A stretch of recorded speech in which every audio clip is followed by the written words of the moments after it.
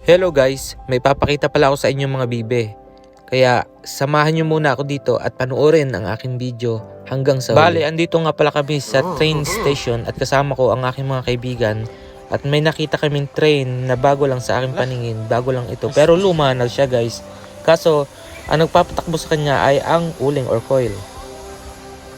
At ayun nga guys, si Kuya muntikan pang matalisod. Tikma. Lupit. Alam nyo ba guys, dito sa Czech Republic na ang train ay ang isa sa pinaka-convenient na sasakyan o transportasyon dito.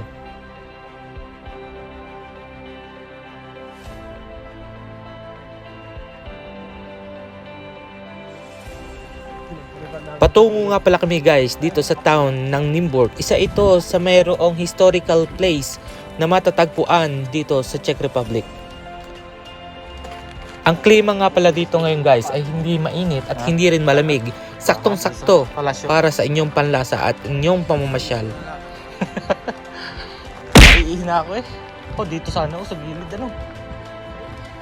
Dito nga pala guys sa Czech Republic, kalimitan na ang kanilang pampublikong palikuran ay kailangan mo magbayad ng 10 koron o kaya katumbas na 23 pesos. Bukas yan. Bukas yun. Pwede pa pumasok yan pare. Dito nga pala guys ay isa rin sa kinahanga ko sa lugar na ito ay napakadami nilang simbahan at napakadami rin nilang mga kastilyo. Napakamakasaysayan ng lugar na ito guys. Kung inyo lang akong tatanungin ay masasabi kong napakaganda ng lugar na ito, napakamura ng bilihin at bukod pa sa lahat ay talaga napakaganda ng lugar. Dito nga pala guys ay wala rin dagat. Kaya dito ang kanilang mga isda ay nakukuha lang sa mga ilog at sa mga fish pond. Dahil nga pala alam kong may mga bibi na dito, nagbaon ako ng biskit at pinakain ko sa mga bibi na to. Oo nga pala, ang kulay brown ay ang mga lalaki at ang kulay sa laging tuho ay ang mga babae.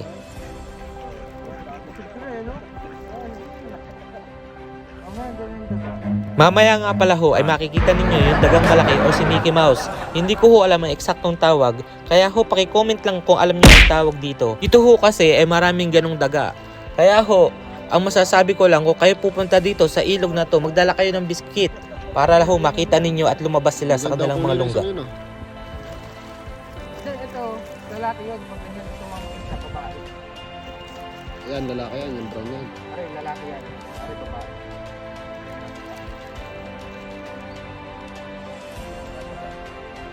Isa nga pala ho sa dahilan kung ba't ulit ako bumalik dito dahil andito ang aking kaibigan.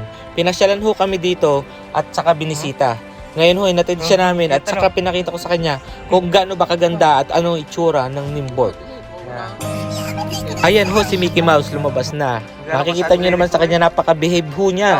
Hindi ho siya nangangagat, hindi rin siya nakikipag-away sa mga bibe. At may isa pa hong parating. Maaaring nanay niya ho ito or pinsan.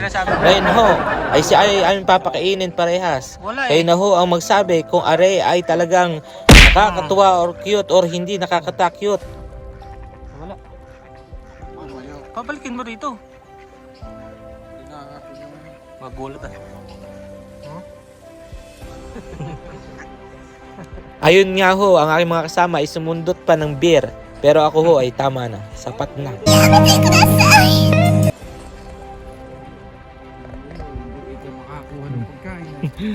Alam nyo gaho, maikwento ko lang.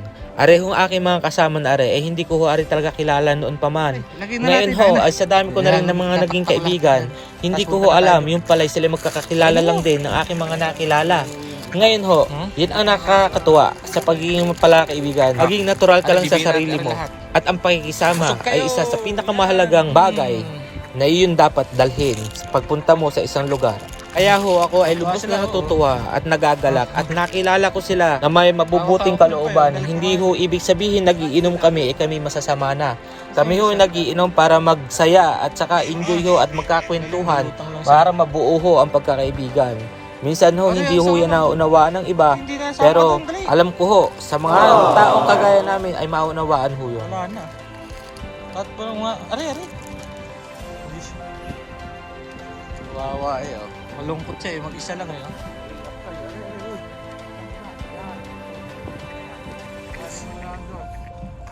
Ari naman hong kaibigan ko nari ay nga ngayon lang nakarating dito. Kaya ho siya ay tuwan-tuwa at masaya. Nakita niya yung lugar. Maganda ho. At saka ho, ito nga palang lugar na ito ay talagang hindi ka ho mauubusan ng inyong papasyalan. Medyo nga pala ho napansin ko sa aking sarili. Medyo sumikip na ho ang aking pajama at ang aking mga jacket.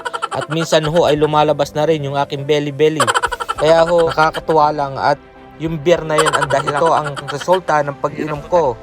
May isa na naman pala kami nakita ng mukhang rambutan na mukhang itlog. Pero ho, kakaiba ang laman. Mani yata nga ari ho. Kaya na ho, ang magsabi kung ano ang tawag talaga dito. Mani. Ang laki ng mani ah. Mani ba yan? Hindi talaga, hindi ito. Buwa sa loob. Parang mapa. Dyan yan galing sa puno na yan. Ang laman ng itlog ay mani. What? Souvenir. Oo. Kasi ano to, mapa, globo or mapa.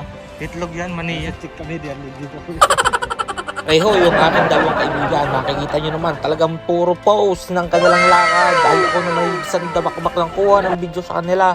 Ay di kaya ako director, ay sila ay artista. Ari nga ho din ako hindi na pumayag na hindi makukuha na ng video. Ay kaso yung anak sa likod talo naman ng talon.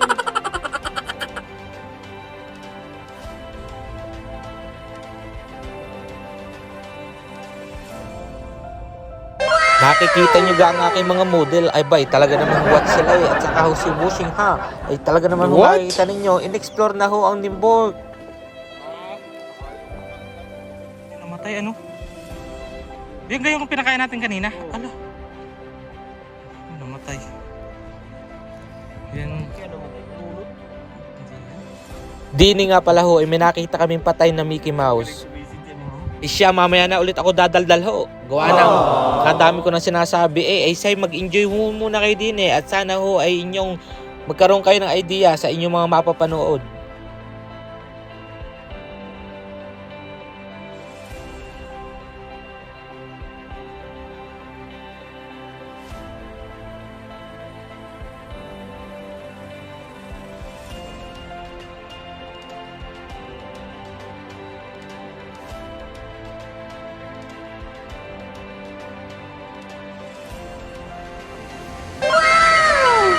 Tabako na. Yeah.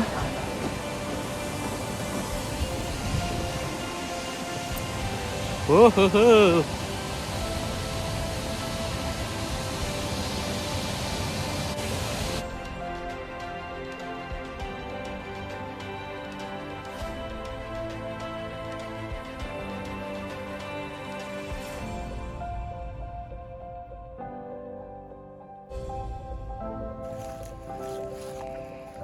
Alam nyo gaho yung kulay green na yan ho ay ilog. Yan ho ay nagkaroon lang ng kulay green. Hindi ko alam kung lumot ho. Pero or dahon. Pero ho napakagandang tingnan. Pinakain pa ho namin ng tinapay sa natitirang pagkain dito. Kaya ho, kung nagustuhan nyo ang video na to, pakilike ho. Please subscribe at saka pakishare na rin ho kung meron ho kayong nagustuhan sa aking mga pinakita. Maraming salamat ho sa inyo at magandang araw.